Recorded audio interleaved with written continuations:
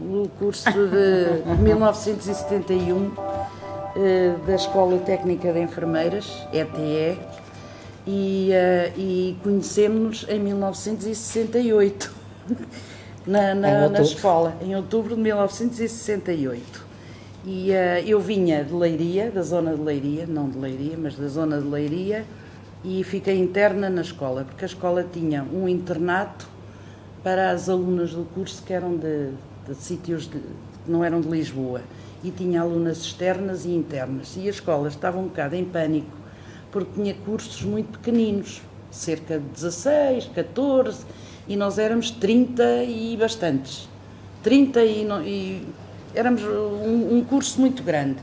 Elas aí já estavam um bocadinho desorientadas. E tu vieste agora? Portanto, eu vim de Angola, eu nasci em Angola, estava a estudar em Luanda, em Engenharia Química, e nessa altura em Angola já se falava muito dos movimentos de libertação, da Guerra Colonial. Portanto, nós estávamos em Luanda, na universidade, e havia uma grande movimentação já dos estudantes. O curso de Engenharia podia ser feito quase todo em Angola, o de Medicina não, o que a partir do terceiro ano eles tinham que ir para Portugal. Como eu me senti assim, já muito, senti-me a querer vir embora, porque Angola vivia-se um momento muito opressivo em Angola, era aquelas coisas do Angola é nossa, aliás era mesmo Angola é nossa, portanto uma grande movimentações fascistas e os outros, e já revolucionários, portanto, e isto a mim provocou-me, quer dizer, uma grande vontade de me vir embora de Angola. Eu só podia vir embora se arranjasse uma maneira de vir para cá, para Portugal, um curso qualquer. E naquela altura o professor Nuno Grande era o reitor da Faculdade de Medicina, e ele falou-me de uma escola fantástica que era a ETE, no IPO, e eu nem queria saber daquilo, eu só queria era vir, mas não queria, porque assim, o curso de enfermagem propriamente dito não existia em Angola, existiam os auxiliares de enfermagem, portanto, quando ele me falou nisso, eu fez-me luz e pensei, vou escrever para lá, nem sabia bem, quero ser enfermeira, eu estava no terceiro ano de Engenharia Química, eu quero ser enfermeira, quer dizer, mas não tenho dinheiro para ir, nem avião, nem sei muito bem onde é que fica Portugal, parecendo que não, porque eu nunca cá tinha vindo. Para meu espanto, o IPO enviou-me uma carta de sim, que podia vir, a viagem de avião e uma bolsa. Portanto, assim de repente vi-me em outubro a vir para Portugal, entrar no IPO, que aquilo foi assustador para mim, aquela escola, ficar fechada dentro de uma escola foi terrível, não trazia roupa adequada, mas encontrei assim uma série de colegas fantásticas, a Ana Love e outras, sei lá, todos nós. E, portanto, e também do curso anterior, que era a Pismadeira. Não era o curso anterior. É que havia uma grande ligação entre o nosso curso de 71 e o curso de 69, que era o da Pires Madeira, sim. A Adelaide Pires Madeira e outras. Pronto. Teresa Rebelo e outros. Eu fiquei, uma primeira fase, custou-me imenso estar cá em Portugal, quer dizer, porque de facto não me conseguia aguentar aqui, frio. Não trazia roupa e depois aquela escola metia um certo medo. Mas, curiosamente, fui muito bem recebida na escola. As enfermeiras, as professoras, enfim, recebiam, enfim, aquilo era um bom ambiente. E eu também, no fundo, tinha muitos conhecimentos dos tais estudantes que tinham vindo de Angola e que se juntaram cá aos movimentos estudantis, medicina, direito, que depois nos juntámos aos movimentos estudantis também do Instituto Superior Técnico, aquilo era assembleias, portanto aquilo era um sem parar. Portanto, fiquei muito metida dentro disto. Acabei por depois... Olha, já estou a sair daqui. Não saias do guião, porque entretanto, o curso da escola era de 3 anos, só nos davam o diploma se nós tivéssemos o antigo 7º ano, portanto o curso geral dos liceus, e tínhamos que dar um ano inteiro ao IPO, mas ganhávamos. Também é preciso que, verdade seja dita, não era de borla. Só quem tinha, como no teu caso, pagar a bolsa, não recebias. Ou recebias? Não recebia. Não recebia uma bolsa, uma pequena quantia. Sim, e mas depois não fazia assim os recebias trabalhos no IPO, arrumar processos, portanto, nós, qualquer coisa. as alunas bolseiras não podiam mesmo deixar de fazer esse estágio, senão não nos davam o diploma. E tinham que ter o 7º ano do curso dos liceus. Como a Zé disse, o IPO era uma instituição horrível, porque era, naquela altura, as técnicas de tratamento do cancro não eram o que era hoje, era uma cirurgia mutilante, era uma coisa brutal. Não tinham salas de recobro, não tinham outras coisas que hoje em dia existem, cuidados intensivos, não tinham nada disso. Os doentes vinham diretamente do bloco para as enfermarias e eram espalhados nas enfermarias, que eram para aí 10 camas cada uma, juntamente com os doentes que tinham acabado de ser admitidos. Portanto, aquilo, e para além do mais, os doentes incuráveis eram todos enfiados num serviço chamado Serviço de Medicina, com aquelas feridas oncológicas horríveis, com um cheiro que nos deixava entranhado, e era de facto muito impressionante. Era dos hospitais onde o impacto com o doente era completamente impressionante. E depois lá fizemos o nosso estágio e foi aí o primeiro convívio com as auxiliares de enfermagem, porque agarravam em nós e punham-nos a trabalhar como chefes de equipa com as auxiliares de enfermagem. Elas é que no fundo nos introduziram. Elas é que sabiam. Elas é que sabiam. E é assim, quanto mais elitistas as meninas da ETE eram, mais as auxiliares de enfermagem as provocavam. E fazíamos testes, testávamos. Eu estou-me a lembrar que dos primeiros estágios, no primeiro serviço do estágio que eu fiz foi em medicina, já havia pavilhão de medicina, era um serviço acabado de montar, e eu estava a fazer noite com 2 auxiliares de enfermagem, uma delas com duplo emprego, que chegou atrasada, para já. Quem recebeu o serviço fui eu, depois fiquei com a outra, e às tantas chegou a boa chamava-se Maria José, da boa da Maria José, que vinha da Cruz Vermelha, muito cansada. Sentou-se numa daquelas poltronas, tirou as meias, lavou-as no lavatório e pô-las a secar à janela. E nós cheias de técnicas e de regras, e até à cabeça. E eu disse ao Maria José, não ponha aí a secar, porque de facto, pronto, dá mau aspecto, ponha aí a secar aí no coisa do lavatório. Não lhe disse mais nada. Depois massageou as pernas, sentou-se na cadeira e às tantas adormece. A outra que estava comigo desapareceu do serviço. Durante montes de tempo andei, onde é que ela está? A boa da Anete. Onde é que ela está? Onde é que ela tinha ido? Meteu-se no elétrico, passava em frente ao IPO e foi ao Calhariz de Benfica buscar bolos para a ceia. E saiu, abandonou o serviço, voltou. Bem, primeiro dilema meu, que era a responsável, tinha que escrever o relatório, porque eu não sei se sabem, o método de distribuição de trabalho era completamente diferente do que é hoje. Não havia individualização de cuidados. Os responsáveis de turno tinham o relatório e a terapêutica toda dos doentes. E, portanto, como a terapêutica toda era geralmente das enfermeiras com o curso geral, neste caso estagiária, ficava para mim. E as outras iam ajudando naquilo que podiam. Mas eu senti-me completamente testada, porque, de facto, tinha 2 alternativas. Ou fazia queixa delas, ou tentava que elas percebessem que não era assim que se chegava lá.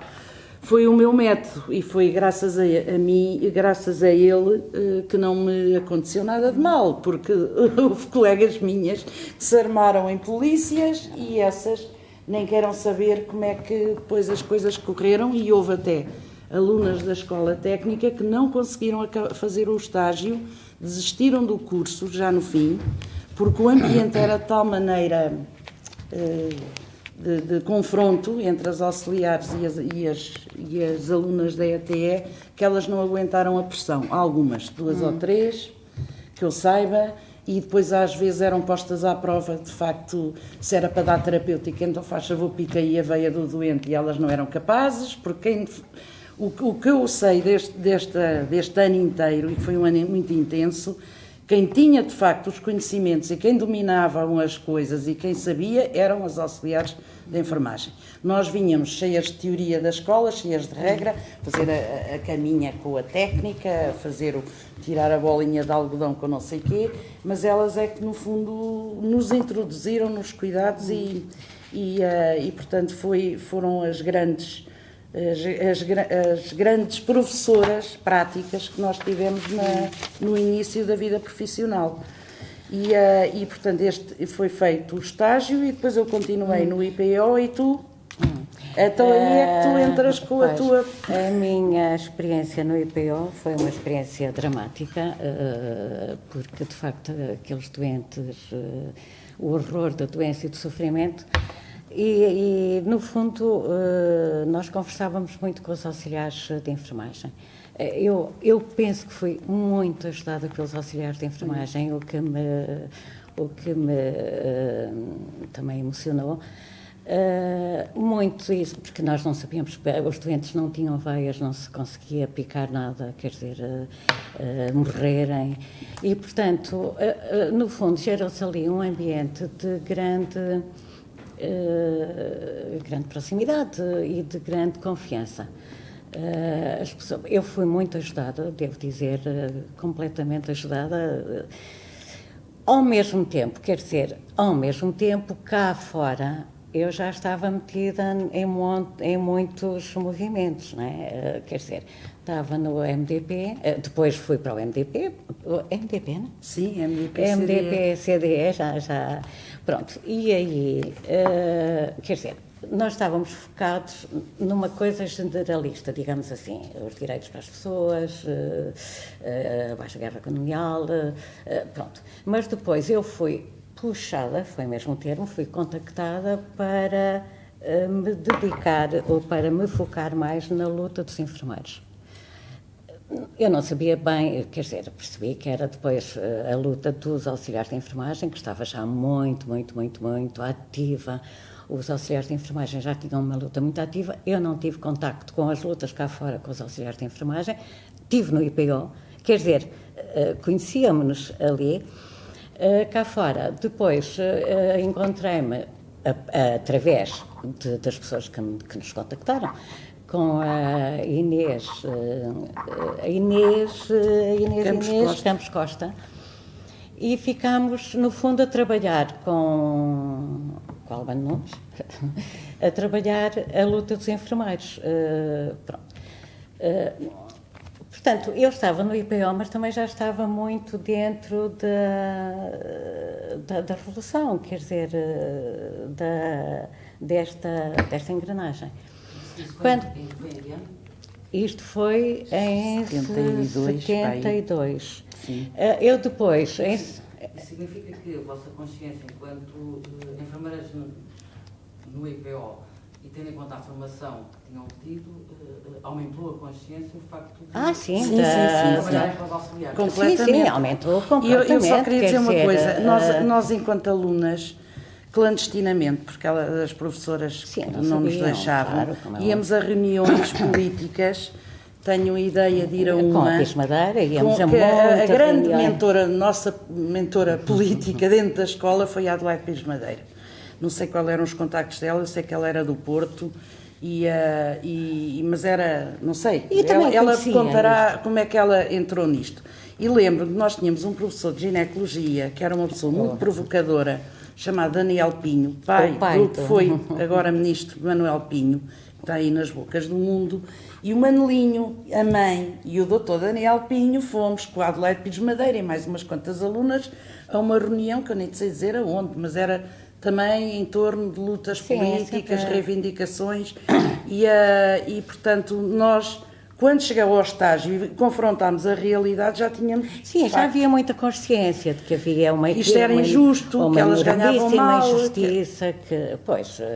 Mesmo estas provocações, entre aspas, que elas nos faziam, a gente compreendia perfeitamente, porque aquilo, no fundo, era... Já que são tão boas, então façam, de acordo com a vossa formação, coisa que muitas não eram capazes de fazer. É que havia casos dramáticos, de colegas nossas com o curso todo e que não eram capazes de aguentar isto. Porque esta escola, aliás, os enfermeiros, para já os auxiliares de enfermagem eram 14 mil ou 15 mil, os enfermeiros eram 4 mil. Portanto, nós ali estávamos para 10 auxiliares de enfermagem, no fundo. Como já havia uma grande luta, uma grande consciência de luta, estas coisas também eram abordadas, eram, enfim, às escondidas, elas tinham medo, nós também, mas, quer dizer, digamos que havia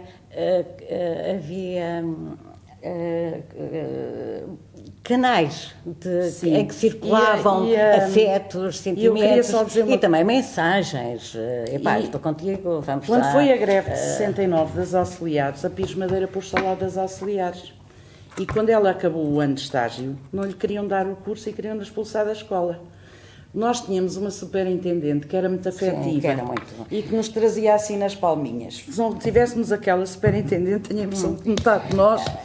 E ela pôs-se ao lado da Pires e não deixou o Francisco Gentil, não é o Francisco, era o neto, Francisco Gentil Martins, expulsá-la como ele queria, porque ela, não lhe queriam dar o diploma, nem queriam que ela continuasse no IPO. E porque ela era boa profissional e porque, pronto, a superintendente fez a sua parte, ela continuou, mas teve por um fio, por se pôr ao lado das auxiliares. Portanto, tenham em conta que isto passava-se antes do 25 de Abril, muito antes. Claro. Portanto, eu teria, não esquecer a história, eu teria que pagar ao IPO a minha bolsa toda, não é? A viagem de avião para cá, a estadia toda na escola. E, portanto, teria que fazer no IPO obrigatoriamente 3 ou 4 anos de tal. Mas isto foi em dezembro, perante um horror que aquilo estava e não aguentava mais.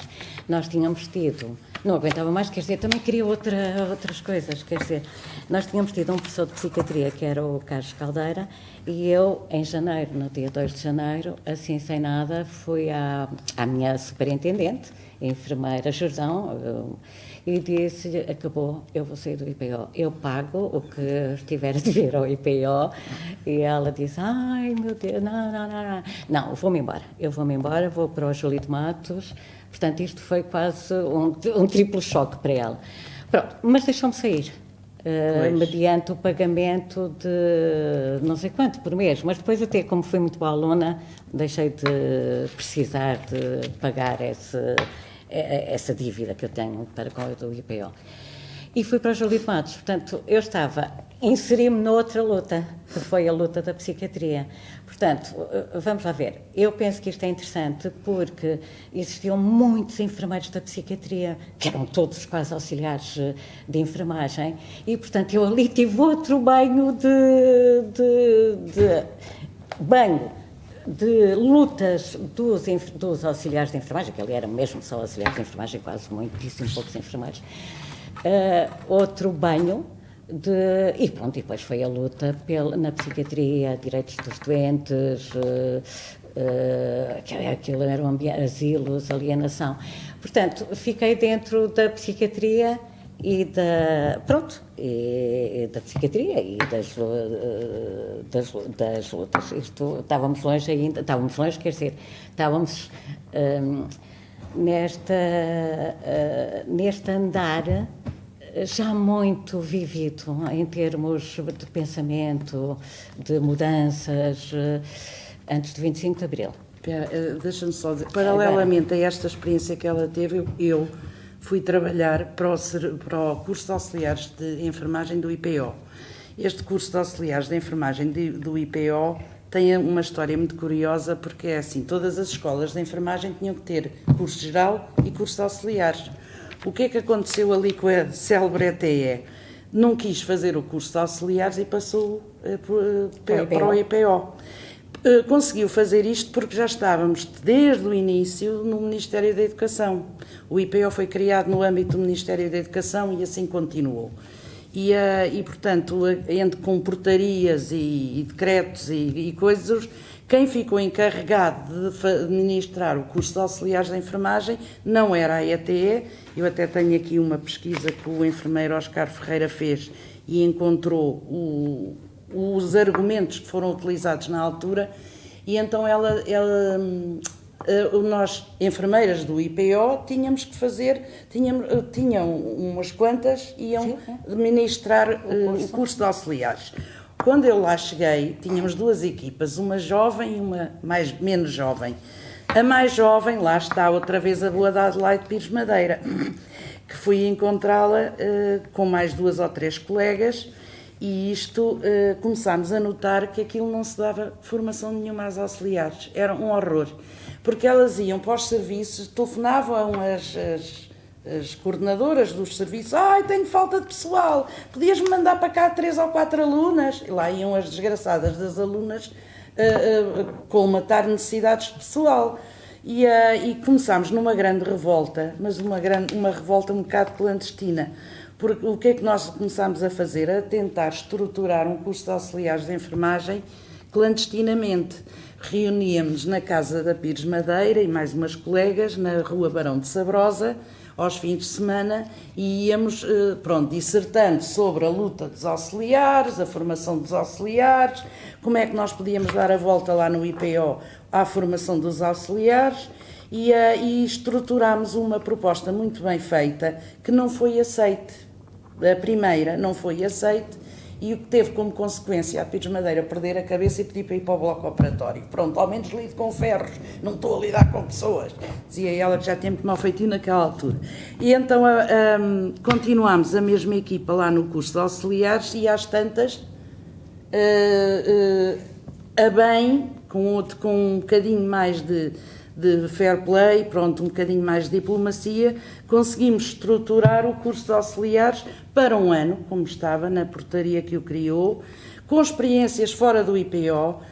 Fomos, por exemplo, ao Hospital Correio Cabral, fomos para a Misericórdia de Lisboa, para o Hospital da Misericórdia, para o Júlio de Matos, todos atenção a esta e portanto, nós conseguimos fazer isso até ao 25 de Abril, onde depois acabou, o curso, depois daquela trabalheira toda, nos termos indisposto com a coordenadora do curso de auxiliares, que era a Militão Domingos, que ia tendo um infarto quando a gente dizia: isso não se faz assim, a sua colega está-lhe a pedir enfermeiras, olha que os arranje, não é as alunas não têm que ir para lá colmatar necessidades de pessoal, porque aquilo estava de tal maneira que já nem se dava formação àquelas criaturas, elas aprendiam na prática, com as outras, com as colegas, era o que acontecia, e nós completamente revoltadas com isso. Pronto, e depois vem o 25 de Abril, agora entras tu. Não quero só fazer aqui uma relação com o primeiro congresso de enfermagem? O primeiro congresso de enfermagem foi em 1973, mas eu devo dizer que a mim não nos disse nada. Não houve eco nenhum, mas nenhum, só depois, mais tarde, desse congresso. Não sei se porque aconteceu assim, não havia, naquela altura não havia divulgação, não havia revistas de enfermagem, não havia nada. Nós a sabíamos por interesse. E o congresso de enfermagem passa completamente ao lado. Pelo menos a mim e a ti, se calhar. Também. Nos hospitais passa ao lado aquilo. Passa, sim. Porque de facto foi muito importante para a época, porque se falou de um estatuto, sabia lá o que era o estatuto, falou-se de uma ordem dos enfermeiros, sabia lá o que era a ordem, falou-se de formação e nós aquilo não nos tocou, ou seja, já estávamos a trabalhar profissionalmente há 3 anos e aquilo não nos tocou. Por isso eu percebo lindamente que às vezes há coisas importantes para a profissão que passam ao lado e tu num hospital como o Júlio de Matos e eu num IPO. O congresso não entrou lá. no Congresso foi precisamente uma das questões que foi discutida foi a formação, ou seja, independentemente de estar a ser discutido no Congresso, vocês já estavam a fazer um percurso. Já. Mas já, ao lado, já. Ao lado, completamente ao lado. É que nós estávamos sempre ao lado. No fundo, não, estivemos sempre ao lado. Pois. Porque também dá nota da consciência que as pessoas tinham em termos das necessidades que quer as instituições, quer isso. a profissão tinha, não é? Sim. Consciência nesta perspectiva de que se 15 mil pessoas eram auxiliares de enfermagem e se a área 9, como agora a gente diz, é a prestação de cuidados, de facto havia aqui qualquer coisa que não estava certo, não é? Não estava certo, quer dizer, aliás, pois, era evidente, não dava para enganar. Eu lembro-me que vagamente, através de discussões assim mais políticas entre nós, falava-se de sindicato. Sindicato, sim, mas as pessoas que eram sindicalizadas eram marginalizadas. Está feita com os sindicatos, porque os sindicatos naquela altura também eram um bocadinho clandestinos, aquilo não era... A pessoa não era o que é hoje, nem pouco nem muito, a gente mal podia falar, e quer dizer, eu devo esta minha consciência, no fundo, à educação que tive e ao ambiente familiar, que sempre fui um bocado virado para as lutas, e estas coisas, porque quem fosse educadinho ali, certinho, direitinho, e dentro do sistema, não se apercebia de nada, Pois, eu também estava, naquela altura, eu estava muito metida já, ainda hoje estou, nos movimentos que andavam à volta da psiquiatria. E já vinham cá muitas pessoas de fora a ver... Mas tudo clandestino. Tudo clandestino, mas já falávamos muito com os Itália, vieram cá, sei lá, Inglaterra. Portanto, eu estava muito metida aqui e metida no hospital com a luta dos enfermeiros, mas muito trabalhada ao lado. Aliás, estávamos nós, enfermeiros, enquanto que os auxiliares de enfermagem também lutavam. Aqui nós sabíamos, mas não fazer, por exemplo, uma reunião para isto era impensável. Pois, vinha a polícia de choque e dispersava se fosse preciso, ou coisa desse género. Não havia mesmo essa tal reunião que nós fomos com o Manelinho, foi tudo com muitos cuidados, a ver se não vinha muita gente, não podia haver agrupamentos, aquilo era tudo muito clandestino. Sim, mas já havia uma grande comunicação, apesar de tudo. Nós podíamos nos encontrar nas igrejas aqui, nos terraços do Hospital de Santa Maria, então aí era demais nos calabouços do Santa Maria, bem, deu para esconder muitas pessoas. Chegados ao 25 de Abril, bem, foi aquela coisa perfeitamente sem palavras. No outro dia, eu e a Inês, fomos outra vez encontrar-nos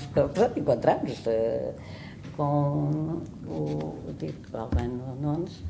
E, portanto, tínhamos que fazer, a ideia era nós termos que ir, naquela altura era tomar, ou, enfim, agarrar o sindicato dos enfermeiros. Eu nem sabia onde era o sindicato, só soube depois que era na Marquês de Pombal, não é?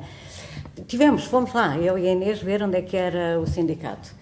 E depois fizemos um comunicado com o Albano Nunes, tenho muita pena de não ter esse comunicado, dirigido a todos os enfermeiros e auxiliares de enfermagem, um comunicado muito sentido, a dizer, portanto, a convocar para uma assembleia no dia 29. Portanto, nós distribuímos os comunicados num sábado e domingo, lembro perfeitamente, andámos pelos hospitais vazios, esvaziados, assim, também estávamos já no 25 de Abril. Mas as pessoas muito contentes de nos verem lá a convocar uma assembleia para o sindicato e, portanto, acabámos por ser recebidos em todos os serviços a distribuir comunicados sem sermos conhecidos, mas ali deu logo para conversar com não sei quantos enfermeiros. Nós passámos pelos hospitais todos aqui de Lisboa, pronto. A Assembleia foi dia 29 de Abril, segunda-feira, Pronto, estava lá eu, Jan e Gênix, e de repente vimos nós, isto assustava, apesar de tudo, assustou-nos imenso, porque bem, para já nós não tínhamos nenhuma experiência de grandes ajuntamentos e de grande também, nunca me passou pela cabeça que aquilo foram milhares portanto, aquilo eram as escadas todas daquele prédio, davam a volta e, portanto, eu já não sei muito bem como é que aquilo aconteceu, mas fomos para, que naquela altura era mesmo 25 de Abril, fomos para o teatro, resolvemos ir para o teatro Capitólio. Descemos a avenida e ali no Capitólio, pronto, como tinha sido eu, a Inês era estudante de enfermagem da Caldas de Gulbenkian. Portanto, eu era a enfermeira, quer dizer, quem é que convocou isto, quem é que lá me pôs em cima de uma mesa a dizer que tinha sido eu, e ao lado, nós, ao lado estava, foi assim uma coincidência daquelas, ao lado de mim estava o Borges Ricardo, aqueles enfermeiros do 10, o Trindade, os enfermeiros de Trindade, que eram fantásticos. O Borges Ricardo e um enfermeiro da Tranquilidade, que era tão impecável. Estávamos ali todos e então vamos formar uma comissão e não sei o que. E dali saiu esta comissão formada por nós, por nós e outras pessoas. Comissão Reformadora. Ora bem, a Comissão Reformadora foi só para trabalhar, aliás, até 80, a Comissão foi só para trabalhar na promoção dos auxiliares de enfermagem. Portanto, os contactos, elaborar um programa de promoção. Pronto, depois chegou-se à conclusão que tinha que isto também não foi administrativo, não se passou de auxiliar de enfermagem para enfermeiro. Administrativamente, não, houve aqui uma grande dignidade por parte de nós todos, se calhar, e dos próprios auxiliares de enfermagem, que, pronto, aceitaram estar num curso, formar do Rádio Clube. Pronto, esta coisa houve uma experiência, nesta altura apareceram os enfermeiros do SNED, o Sindicato Nacional dos Enfermeiros Diplomados. Portanto, que eram quase todos enfermeiros da ETE. Exatamente. E, portanto, eu vi-me logo ali num fogo que nunca mais me deixaram entrar na ETE nos tempos, ali durante muito tempo. Não se podia falar. Era tal ódio, tal raiva de se estar a fazer, mas uma coisa mesmo dura de segurar. Portanto, por estes enfermeiros de elite, que era a ETE, e outros Caluste, mas também aqui do São José, como é que se chamava aquela escola? A Ravara. Portanto, aquilo era uma luta muito cerrada. E, portanto, eles constituíram o Sindicato dos Enfermeiros Diplomados, SNED, e pronto, com cartazes, assim uma coisa, vestidas não sei de quê, a saúde do país está em perigo, está tudo, isto vai ficar tudo destruído e tal. E o que é que nós nos lembramos do sindicato de fazer? Uma coisa fantástica, que foi combinar com o Rádio Clube de Portugal, naquela altura éramos todos estávamos todos na mesma luta, e portanto fazer uma coisa que foi interessantíssima, que foi... eu estava no Rádio Clube e telefonávamos para os hospitais, para os públicos e para os privados, e perguntávamos quem é que está de serviço, daqui fala, quem é que está de serviço, então, mas qual é o seu, sou auxiliar de enfermagem, então, mas está onde? Estou nas cirurgias, estou a receber doentes da cirurgia, portanto, e aquilo durante vários dias, as pessoas ficaram a perceber que foi raro encontrar-se um enfermeiro, tenho a impressão que nem encontrávamos nenhum enfermeiro, eram todos auxiliares, a receberem doentes de cirurgia, doentes na urgência, portanto, casos muito graves. Quem é que estava, quem estava à frente, quem estava nos cuidados, eram os auxiliares. Este programa da rádio, que foi muito, muito, muito, muito interessante, depois passou, nunca mais nos lembramos muito disto, mas foi uma maneira excelente de mostrar às pessoas como é que estava a enfermagem, no fundo, porque as pessoas também não sabiam, não é? A opinião pública também não sabia que existiam auxiliares de enfermagem e enfermeiros, que havia esta hierarquia cerrada, não sabia. E, portanto, isto ajudou muito. Quer dizer, eu penso que a grande parte da luta, esta primeira fase do sindicato foi virada essencialmente para a promoção dos auxiliares de enfermagem, porque também havia uma grande consciência já de que não se podia estar uma classe profissional, enfermeiros, com 2 níveis. Quer dizer, ainda por cima, com uma coisa em que estava, no fundo, em que os cuidados estavam baralhadíssimos, quer dizer, grande parte dos cuidados eram prestados pelos auxiliares de enfermagem e os enfermeiros estavam em postos de chefia e outros, que nem sei quais, não estavam lá dentro. E, portanto, isto era impossível organizar uma classe. Portanto, isto foi notório, pronto, e foi mesmo... foi imprescindível organizarmos um nível só de enfermagem, porque logo ali se começou a perceber que assim, sim, com um nível de enfermagem, da enfermagem, se poderiam pensar os cuidados e pensar também os enfermeiros, porque isto mas depois o tinha que SNED ser... combatia isso à brava. O SNED combatia isto e era de muito... outros países onde havia sempre os 2 níveis. E andava, e essa foi uma campanha guerra muito grande, foi uma grande guerra, muito porque grande. Elas diziam que íamos todos passar, os cuidados iam ser todos desnivelados, portanto, um muito baixo nível, porque a maior parte não tinha formação, não tinha habilitações. Quando se esqueceram que muitos destes enfermeiros com o curso geral estavam era em cargos de chefia, não estavam na prestação direta de cuidados, pois aí é que era o grande problema. Exatamente. E, portanto, começaram a manipular no sentido de dizer que nós íamos todos para uma grande desgraça, e disse, lembro-me, e no IPO nós passámos um bocado por isso, que de facto o nível ia baixar, que isto era terrível, e fazerem muita guerra a quem defendia a carreira única, que passou só em 81. Sim.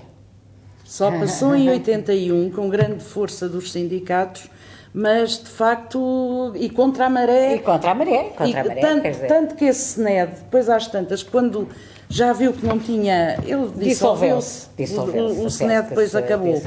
Mas aqui o sindicato deve ter tido uma força enorme para combater este preconceito. Sim. E esta guerra que elas faziam, porque elas dominavam os postos, os cargos públicos todos, ainda bem. Ai, cá, obrigadinho. E portanto, esta carreira única, só à parte, e vou ser muito breve, porque assim, o IPO, como sempre, e estando no Ministério da Educação, tinha que toda a legislação que saía para a área da saúde vinha para o IPO através de portarias. Vinha do Ministério da Saúde para o Ministério da Educação. E nós, na carreira única, no IPO, nós não tínhamos carreira única, nós tínhamos 2. Tínhamos a carreira de ensino e a carreira hospitalar.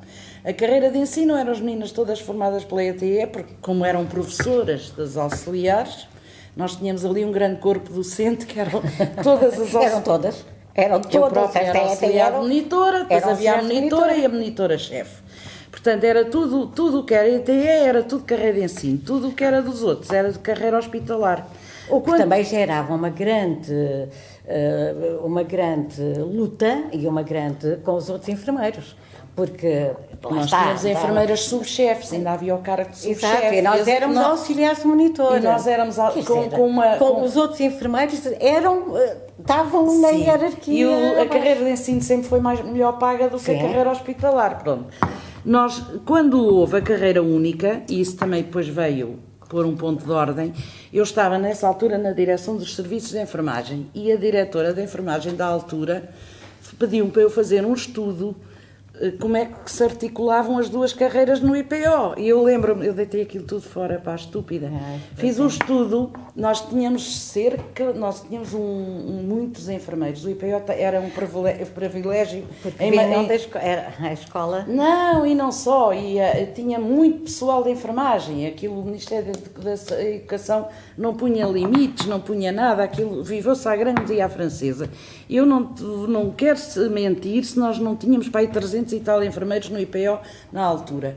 E então eu fiz esse estudo e realmente cheguei à conclusão que as auxiliares monitoras estavam nas coordenações, nas chefias e as da carreira hospitalar na prestação de cuidados. Não havia quase auxiliares de monitor a prestar cuidados diretos ao doente. Não havia, mas havia, ainda havia. Uma delas, a nossa querida Xaxana. Sim. Bom, quando houve a carreira única aplicada ao IPO, o que é que acabou por acontecer? Todas as que havia fizeram um quadro para a carreira única e puseram todas as enfermeiras de acordo com os cargos que desempenhavam anteriormente. Ou seja, quem estava em chefia passou a enfermeiro-chefe, quem estava na coordenação de mais que um serviço a supervisor, tudo sem habilitações. Tudo, graças a Deus, sem habilitações. Porque a carreira preconizava que tinha que se ter o curso de especialização e não sei o quê, para passar a chefe e fazer concurso. Nada, passou tudo direto. Aconteceu-me a mim, que já tinha o curso de especialização, ficar como especialista. Mas eu estava a coordenar um serviço, então aí fizeram o grandíssimo favor de me passar a enfermeira-chefe. E passei a enfermeira-chefe, assim, por esta... Quer dizer, o que aconteceu... A carreira única no IPO foi um bónus para uma data de gente. Sim, pronto. Sim.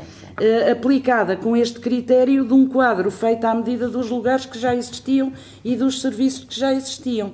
O que é que acontecia? É que, no fundo, muitas auxiliares de monitora que não passaram a chefes tinham mais habilitações que as colegas que eram chefes e mesmo as supervisoras. Isto deu uma luta lá dentro terrível. Isto foi terrível. Foi muito terrível, mas pronto, também passou. Não, isto depois estas coisas passam. Foi-se integrando. Mas de facto a carreira única veio moralizar um bocadinho estas coisas, pelo menos a nível daquela instituição, tudo bem. E depois, pronto, o resto já vocês conhecem aqui, as pessoas antigas do sindicato já conhecem. Eu, entretanto, tinha feito a especialização de enfermagem de saúde pública, pediram-me para eu ir para o serviço de saúde do IPO. Outro dos serviços sui generis do IPO era ter um serviço de saúde para o pessoal. E o pessoal tinha direito a um médico de clínica geral que os atendia, como se fosse um centro de saúde.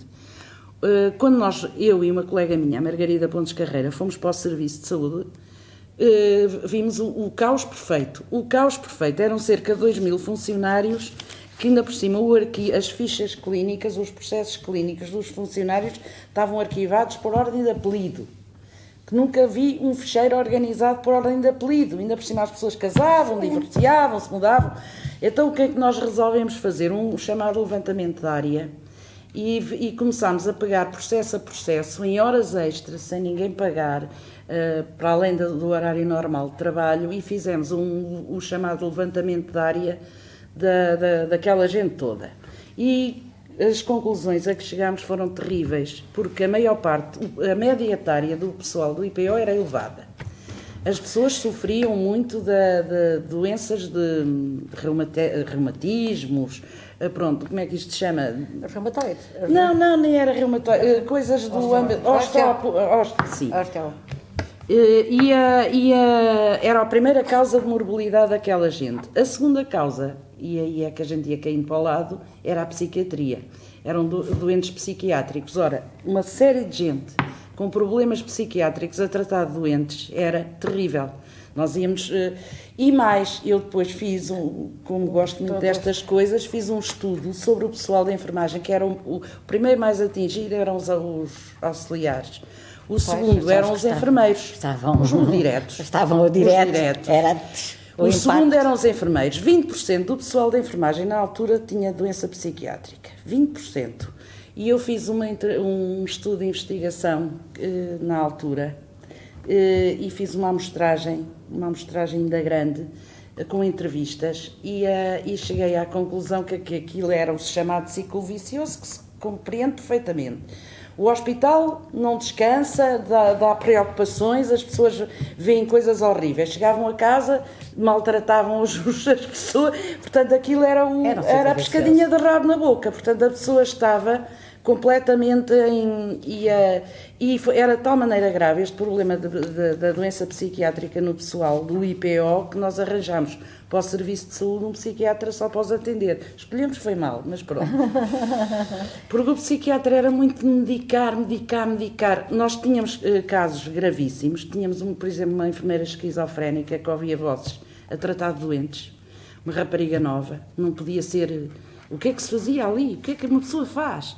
Aquilo não havia regras, não havia nada. Nós montámos um serviço de saúde ocupacional naquele IPO, com o médico de medicina de trabalho e depois com periodicidade, exames, análises, consoante os locais de risco, definimos locais de risco. E aquilo foi uma pedrada no charco, de tal maneira grande que na altura o professor Conde era o diretor do IPO e gostava destas coisas. Nós fomos a uma jornada de saúde ocupacional em Beja e aquilo foi mostrado e as pessoas não sabiam que os hospitais tinham estes riscos, esta morbilidade, pronto, não sabiam nada disso e o professor Conde deu-nos muito incentivo. Sim, e depois outra das causas, sim. É ao final das 50 vezes. Depois nós tentámos organizar a formação para ajudar. Como ela era da área da psiquiatria, desenvolvemos lá uma coisa formativa muito gira, que era, muito importante. No fundo, aquilo que tu fizeste na Universidade de Ciências. Era um aconselhamento. Portanto, havia semanalmente uma sessão de aconselhamento para o pessoal, para poderem desabafar, dizer coisas, só que havia ali um grande risco, é que dentro da instituição dizem, não pode ser, porque o sigilo profissional perde-se. Aquela vai, aliás, a gente também notou que havia muita gente com doença psiquiátrica, mas que estava a ser seguida fora do IPO. Mas isto tudo para dizer o quê? Que, pronto, aquilo, criámos o primeiro serviço de saúde ocupacional a nível hospitalar, fomos nós que o criámos. Foi a primeira vez que se fizeram estudos sobre as consequências de administrar citostáticos sem proteção nenhuma. Fez-se um estudo com análise de urina e, portanto, fizemos vários estudos e aquilo começou a ter muito dobrado e eu comecei a ser muito conhecida, com grande inveja de algumas.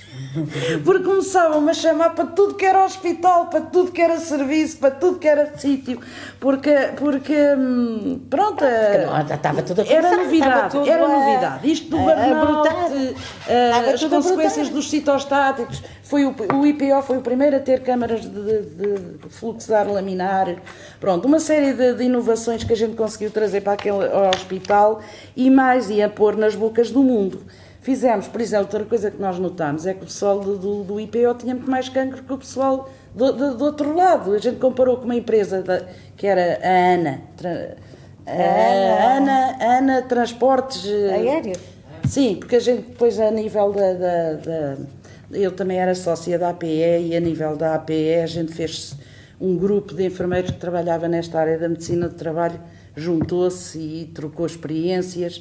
E eu com a Braga Viana, que estava na ANA, ela tinha 2.000 funcionários também, mistos, homens e mulheres, mais mulheres que homens, e nós fizemos uma comparação da incidência de cancro no IPO e lá, e chegámos a triste conclusão que o IPO tinha muito mais cancro.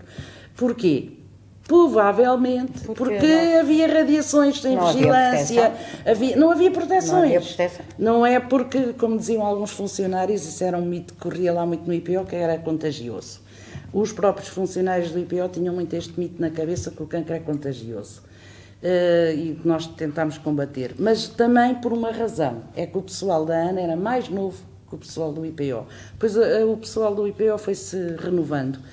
Pronto, nós fizemos esses estudos todos, essas coisas todas, montámos este serviço, andei para lá a falar e às tantas o que é que aconteceu? A Maria Augusta de Sousa, veio-me convidar para vir para aqui para o CEP. para o CEP não, para o Sindicato da Zona Sul e Região Autónoma dos Açores, em 87, 89. E eu fiz parte desse grupo que veio nessa altura, e a primeira coisa, daí a Augusta dizer as minhas escriturações, a primeira coisa que eu tentei fazer, e deve estar aí, foi um levantamento do risco profissional a nível nacional. É um trabalhinho que nós fizemos com um questionário dirigido a que eram as diretoras de enfermagem que preenchiam, com dados sobre o pessoal. Já não me lembro como é que eu fiz aquilo, ou como é que foi, ou foi baseado em alguma coisa que eu li. O que é certo é que aquilo foi feito, esse levantamento, que está aí, que foi em junho de 87, e os resultados foram terríveis, porque se o IPO tinha estes problemas, todos os outros hospitais também tinham. O que é que isto importou para o sindicato? É que estavam a negociar uma carreira de enfermagem, que era o 437-91, e conseguiu-se, depois de muita luta, que a idade da reforma dos enfermeiros fosse reduzida para 57 anos. Não sei se ainda continua. Não, agora já não. foi revertido. Pronto. Mas na altura conseguiu-se. E conseguiu-se outra coisa, que foi o reconhecimento da penosidade no exercício.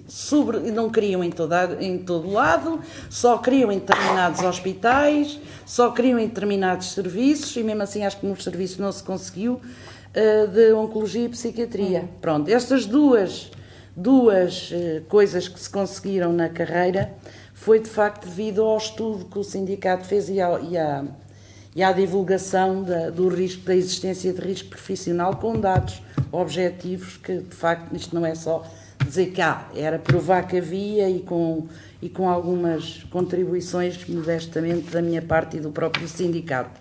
Isto foi uma das coisas. Depois a outra coisa que na altura havia a revista Enfermagem em Foco, fartámos de divulgar coisas sobre risco profissional na Enfermagem em Foco. E depois chegamos quando as coisas já estavam estabilizadas, começa-se a falar no célebre Estatuto Profissional. Foi sempre um desejo. Eu fiz parte de 2 mandatos, no terceiro já era para a mesa da Assembleia Geral, mas saí logo no início. E, portanto, do que eu me lembro das lutas sindicais na altura, era o Estatuto. Sim. E o Estatuto, a determinada altura, quando o sindicato foi transformado em CEP, fez-se uma experiência que eu acho fabulosa, que foi, já fez-se uma pesquisa sobre o que é que se passava em outros lados, nomeadamente no Canadá, que tinha um regulamento do exercício muito bem feito, em França, fizemos uma pesquisa bibliográfica grande, e depois fizemos 20 encontros de enfermagem regionais, ou seja, nas capitais de distrito, quase todas, com enfermeiros que se inscreviam para debater o estatuto. E dava-se a bibliografia, eles iam o que é que queria, o que é que devia conter e o que é que não devia conter, e depois fazia-se no fim do dia uma reunião final com os trabalhos dos vários grupinhos e uma redação final. Com aqueles 20, somámos os 20 e fizemos um anteprojeto de estatuto profissional que foi aprovado em plenário, um plenário muito aguerrido, a 17 de janeiro de 1990, e depois foi entregue ao Ministério da Saúde, e para a nossa tristeza ficou na gaveta durante um tempo. Ficou durante um tempo que eu penso que foi até 96. Portanto, aquilo em 4 anos na gaveta, e sempre a falar do estatuto, pá. E não sei por ordem de quem, nem como, de repentemente, os recursos humanos da saúde, o Albino Aroso fez um despacho a propor a regulamentação do exercício da profissão de enfermagem e as estruturas e mecanismos que permitissem o controle e a vigilância do exercício da profissão. E fizemos parte de um grupo de trabalho, que tivemos 35 reuniões de trabalho para fazer o REP, o que depois veio a ser aprovado como REP. E ao mesmo tempo, já a APE tinha feito o Código Deontológico da Enfermagem, só um à parte. Quem fazia parte deste grupo do Código Deontológico, onde eu também entrei por delegação do sindicato, era a APE, deixa eu ver se eu me lembro, era a APE, era o Padre Feitor Pinto, portanto, o nosso código deontológico tem o dedinho do Padre Feitor Ai, Pinto. meu Deus. Tem, mas tem. Meu Deus. Mas eu já explico como é que aquilo era. Era a CEPS, pronto, era a Maria Emília Costa Macedo, era o SNED, a Semião do SNED, que era da Misericórdia, e a de reabilitação, aquela que morreu, a Margarida Almeida e Sousa. Ah, sim. A Margarida Almeida e Sousa da reabilitação. Não sei porquê, nem qual a escolha. O código deontológico depois foi junto ao REP. Penso que depois aproveitaram isso para fazer também, porque no fundo tinha também o regulamento. Isto é o à parte do código deontológico à sexta ao máximo.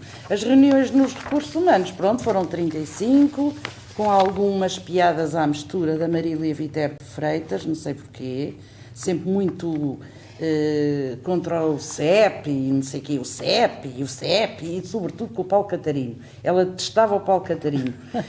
Não sei lá o que é que se passou entre eles e o Carlos Francisco, que era muito atrapalhado, era da Federação Nacional dos Sindicatos.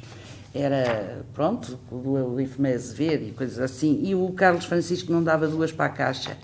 E depois, aquilo às tantas, íamos discutindo na base do trabalho feito pelo sindicato, pelo CEP, sim, na base daquele anteprojeto de estatuto.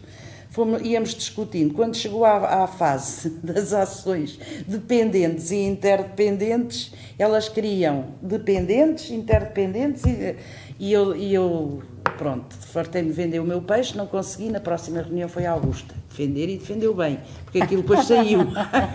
Portanto, quando havia assim uns berbicachos maiores, a Augusta ia em vez de mim. Portanto, aquilo, não me lembro qual foi a periodicidade, foram meses naquilo, mas tenho imensa pena que depois daquele trabalho todo aquilo tenha ficado na gaveta e não sei, de facto, não sei quem é que o fez ressuscitar para depois em 96 ser...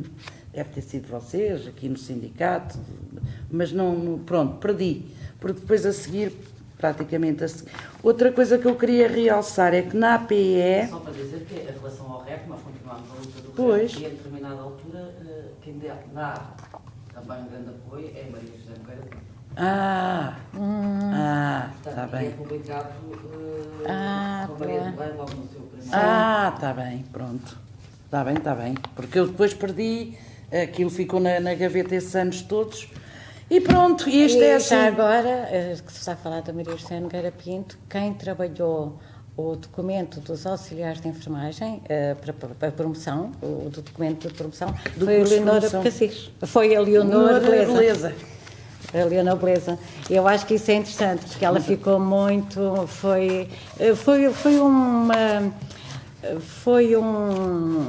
Ela comprometeu-se muito neste trabalhar deste documento da promoção. Foi elaborado com a ajuda da Leonora Beleza. Já agora. Nós a seguir à publicação do 457, depois com o Pires Madeira, fizemos foi a regulamentação da avaliação de desempenho, quem nos ajudou muito a fazer até os cadernos temáticos foi a Pires Madeira, mas logo a seguir entramos em força na reivindicação do regulamento de exercício profissional e também dizer que aquele artigo que está lá a dizer que a entidade empregadora é responsável pelo especial risco que os enfermeiros estão sujeitos e, portanto, aplica-se no público e no privado, decorre muito desse trabalho. Pois do levantamento que foi feito e da divulgação, sobretudo, da divulgação, porque eu estou convencida que hoje em dia, e vejo pelas coisas que escrevem, as pessoas nem pensam como isto foi trabalhoso. E foi rápido, porque no fundo foi desde 80, pronto, relativamente rápido. Foi uma coisa, era o que dizia Augusto outro dia, a gente nesta altura via-se aquilo que a gente lutava, via-se. Agora deve ser deve ser muito mais difícil ver uma coisinha, porque na altura... Porque aqui foi a construção do edifício, não é? Sobre um único nível de enfermagem, era depois necessário construir o edifício. E neste momento é manter o edifício. E há aqui um testemunho que eu não posso dar porque não estive muito envolvida nisso, mas tu falaste nisso, foi a integração no ensino superior, que também foi um grande marco. E essa parte da integração no ensino superior... Não tive tanto, não me lembro, porque se calhar estava virada para Mas a própria ETL, outra vez, tentou boicotar. Tentou boicotar porque, no fundo, a escola, de que nós somos filhas, foi ser muito elitista. Pronto, era a que tinha um nível de habilitação mais elevado, era a que tinha o curso de 4 anos, no fundo não era, mas pronto, teve sempre uma visão um bocadinho elitista, mesmo em relação às outras escolas de enfermagem. E agora está completamente absorvida porque, de facto, morreu acabaram o edifício histórico que havia ao pé do IPO, a escola funcionava lá, já não há, e portanto, eu penso que quando saíram das suas instalações, a escola perdeu, pronto, as suas raízes foram um bocadinho abaixo. E depois às tantas deixou de ser internato também, passou a ser mista, era isto que aqui está a escola. Pois, elas isolaram-se, Isolaram-se. Fechaste num ciclo. Como é que era o decreto do PINA, não sei o quê? A integração no ensino superior era o decreto de quê? A proposta de decreto do PINA, tu disseste, não me lembro. Eu essa parte destas vivências dos anos 80, Augusta sabe isto tudo e é uma pena também não escrever sobre isto. As vivências dos anos 80 e a integração, sinceramente, houve duas coisas que deram muito trabalho. Foi o novo sistema retributivo de enfermagem, acabaram as diuturnidades para a função pública e ficou tudo integrado em níveis, e foi a integração no ensino superior. Não me lembro, pronto, aí já não tenho tantas vivências disto, mas sei que foi muito difícil. Foi muito difícil, houve muita negociação e, mais uma vez, tenho a sensação que a Escola Técnica de Enfermeiras queria que não se integrasse. Não quis fazer o curso de auxiliares, mas depois também não queria que se fosse integrado no ensino superior. Podia só dar uma... Vocês falaram dos auxiliares de enfermagem e, em determinada altura, fizeram uma referência aos enfermeiros que tinham só o curso de psiquiatria. Mas isso é mais também isso, aliás, como havia os nossos colegas da parteira, exato. E, portanto, isso também foi uma regularização em termos de formação. Sim. Houve alguma discussão no sentido... Houve uma grande discussão. Como é que se iriam, por exemplo, em relação à promoção destes auxiliares de enfermagem, da psiquiatria, eles teriam que tinham mais X horas curriculares. Mas não queriam. Eles queriam passar diretamente a especialistas. Mas fizeram depois. Não, acho que depois tiveram que fazer a formação. Não, fizeram. Não. O que eles não queriam, eles queriam ser especialistas. Os enfermeiros, os da escola, os enfermeiros formados em psiquiatria, estavam direcionados só para a psiquiatria. Não tinham a formação de base. Sim, isso. E, portanto, é o que ela está a dizer. Apesar de tudo, os outros auxiliares de enfermagem eram mais generalistas. E, portanto, faltava a estes enfermeiros esta Foi generalidade. difícil na altura, lembro-me. Mas aumentou-se um bocadinho, a ideia que eu tenho é que se pôs mais deram-se X, aumentou-se o currículo. Também não foi uma passagem administrativa? Não. Nunca foi uma passagem administrativa, não.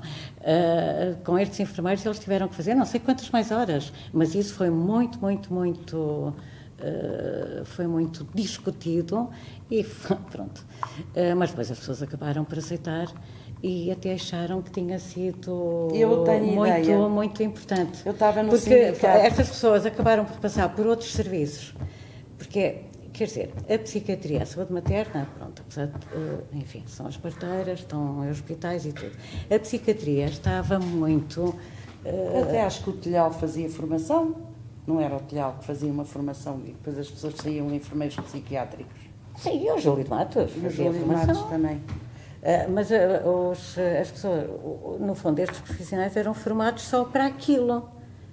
Quer dizer, e portanto não havia uma formação base. Sim. Não, mas depois aceitou-se, quer dizer, grande discussão, e os próprios concordaram que era uma mais-valia para as suas próprias vidas, porque, no fundo, a psiquiatria estava completamente posta ao lado. Ainda hoje está, enfim, mas está diferente, apesar de tudo. Mas estava isolada, os enfermeiros viviam com os doentes e os doentes com os enfermeiros, aquilo era uma alienação, era um ambiente alienado. E, portanto, era imprescindível que estes enfermeiros passassem por outros hospitais, por outros locais de saúde, e passaram. Eu não sei agora quantas mais horas, mas foram algumas horas de... Eu penso que depois nivelou-se. Acho que era ao mesmo tempo, não vou ter essa... que era o mesmo do curso de promoção. Está bem. Mas com umas cargas mais noutras coisas do que noutras, se calhar. Os outros, se calhar, tinham uma carga prática, os outros não tinham.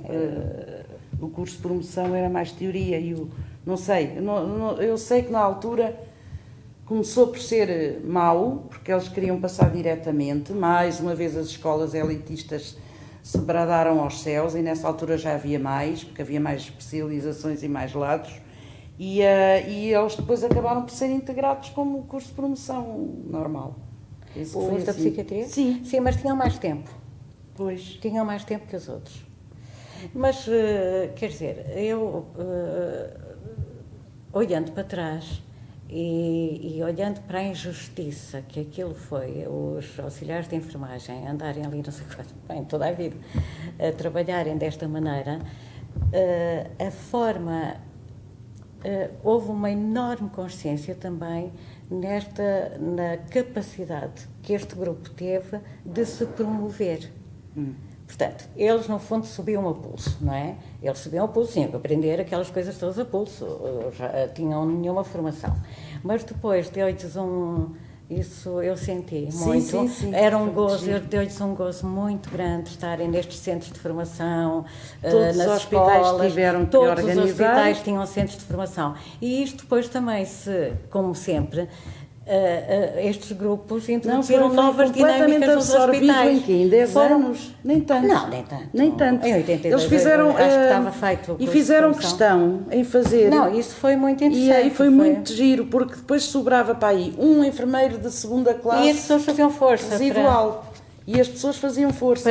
E os que não fizeram é porque estavam doentes, ou porque não eram de cá, ou porque estavam nas ex-colónias. Não foi uma luta também tremenda, esta coisa das pessoas, dos auxiliares quererem passar diretamente. Não, as pessoas aceitaram fazer formação. Aceitaram fazer formação e quando a fizeram, o gozo era muito grande. E penso que foi muito importante estes centros de formação que depois deram origem aos estes centros de promoção, centros de formação, que depois se transformaram em centros de formação. Portanto, eles próprios, auxiliares de enfermagem, deram origem aos centros de formação permanente, introduzindo uma nova dinâmica nos hospitais, isso sem dúvida.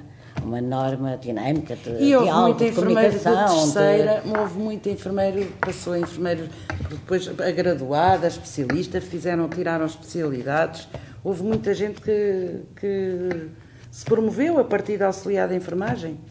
Houve bastantes, até, que depois foram para a frente. Porque contra as vozes dos velhos do Restelo, dos Netos e companhia, que estavam a ver tudo a pique, tanto trabalho. Não, e agora, isto vai ser tudo. É que nós estamos a esquecer que nesta altura... Estamos a nivelar alunos com não sei o quê, com um anjo da 4ª classe. Até parecia que toda a gente só tinha a 4ª classe, pelo amor de Deus. Enfim. Mas nesta altura também estava organizado um curso de auxiliares de enfermagem, que era um tal de 2 anos, para passarem enfermeiros. Ao lado. Isso foi antes do 25 de Abril. Foi antes do 25 de Abril, havia este... E, portanto, mas que era não dava vazão? Não dava vazão de maneira... Não dava vazão e era uma injustiça, porque não estava... quer dizer, não estava dimensionado para as tais competências, que estes profissionais já tinham. É que, pensando bem, os auxiliares de enfermagem, competências práticas, eles tinham-nas. Agora, faltava era... redimensionar isto e meter isto numa... Eu vou dar um exemplo... Integrar numa teoria, eu vou dar no tal científico. Um exemplo que nunca me esqueço. Eu tinha uma doente que tinha acabado de vir do bloco operatório e ela estava com a tensão baixíssima, o penso estava limpo. Vocês não devem ter a noção do que era trabalhar nos anos 60 e 70 naquelas enfermarias enormes, com as camas lado a lado, sem cortinas, camas sem se poderem sequer movimentar.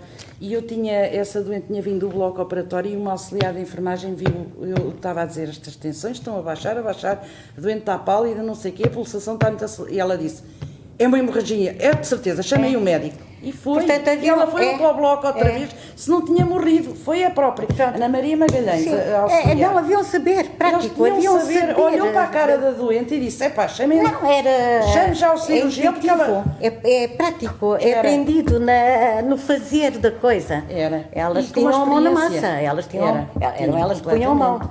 E, portanto, isso foi... A Patrícia Pedra chama isso perito, não é? Sim. Elas eram Eram, e portanto, os cursos foi muito bom, estes cursos de promoção, eu penso que a grande mais-valia dos cursos foi ter introduzido estas 15 mil pessoas, ou quase todas, na dinâmica de uma classe profissional futura. Sim. Porque as pessoas depois eram enfermeiros, de facto.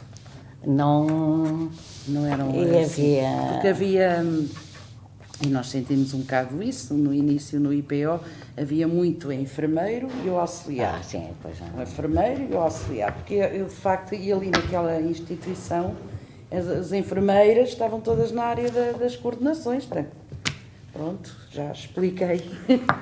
Ok. E em relação às organizações, uma coisa era a escola, não é? Em termos dos diferentes sindicatos, todos eles apoiavam a existência dos cursos de promoção ou também houve alguma divergência assim?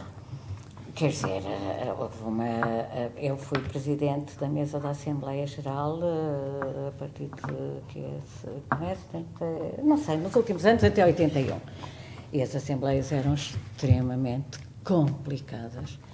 Nós tínhamos uma relação muito complicada, muito má, com o Sindicato do Norte e do Centro, com o Azevedo, portanto havia muitas, mas eles apoiavam a promoção dos auxiliares. Mas não tão... Quer dizer, não havia uma... Não era claro.